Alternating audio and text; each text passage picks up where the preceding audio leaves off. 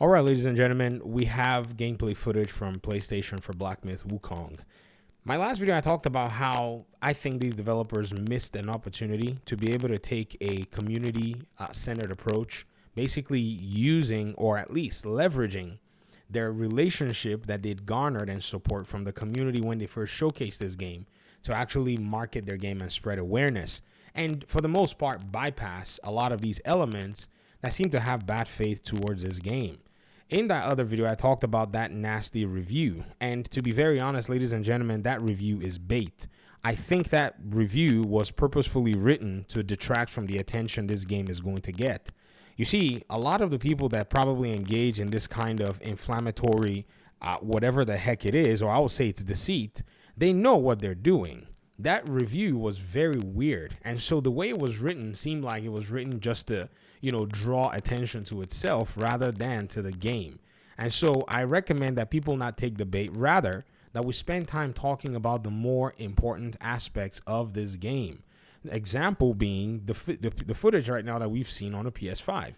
A lot of folks are worried about this game. Was it going to run well on the PS5? How well was it going to run? What was going to happen? Yada, yada, yada. Well, apparently the developers have shown a small portion of a boss fight, and or at least a boss fight. And so some people are, relieved. If you read the comment section, some people are happy to see this. But that's still, preliminary. I think some people have also said, don't be too much in a hurry to take this splice as a representation of the entire game. Eventually, when the game comes out, we're going to be very aware as to exactly how the game is going to run, because that's one thing about a video game. All of the different environments, all the different, visual effects and particle effects and all the different areas that the game will have to load, these things will all, in a sense, push the performance of whatever machine the game is being played on. And so at that point, we're going to be able to say, okay, maybe the game runs well 100%, or maybe there's some spots where the game needs some more, cleanup in terms of, basically profiling and optimizing the game as a whole. But by and large, this by itself is already good news for people who want to play the game on the PlayStation 5. My question, nonetheless, is, why did they not give the PlayStation 5 codes out? I'm kind of curious as to why they did not, furnish journalists with the code for it if everything is fine and well. Well, at the same time, when you consider this particular aspect, this is where you have to say maybe, progress with caution. One thing about PC is the game on Steam and Epic Games, you do have the opportunity to be able to get a refund after about 2 hours. And, again, those 2 hours are going to be very critical, and some people might find things that they may not like in terms of performance. And so they have the opportunity to get that refund. I don't know how PlayStation's refund policy actually is.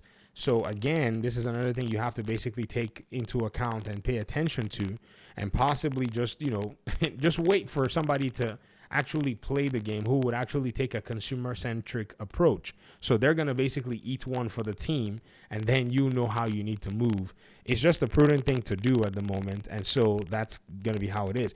I'm not going to be playing on PlayStation. I'll play on Steam, because I also want to have the opportunity to refund, because we've been hearing a lot about performance issues, and that's basically why. So if you know how to move in a game like this, as much as we may be excited, we also have to exercise prudence. We also have to exercise a little bit of that caution to say, okay, sure, we're happy that there's gameplay here and gameplay footage, but still, we'd love to see how the game plays when there are no embargoes or when there are no restrictions as to what should be said in a review and so on and so forth. And then at that point, I think a lot more people are going to be able to make their decisions now, knowing that they have enough information as to what the game is going to offer. But anyways, I'd love to hear your thoughts in the comment section. If you were looking forward to playing on the PlayStation, how has this video affected your, your decision or your position? Has it shifted it one way or the other? Are you still skeptic? Talk to me in the comment section, and hopefully we'll have, another conversation about Black Myth Wukong very soon in another one. Peace out.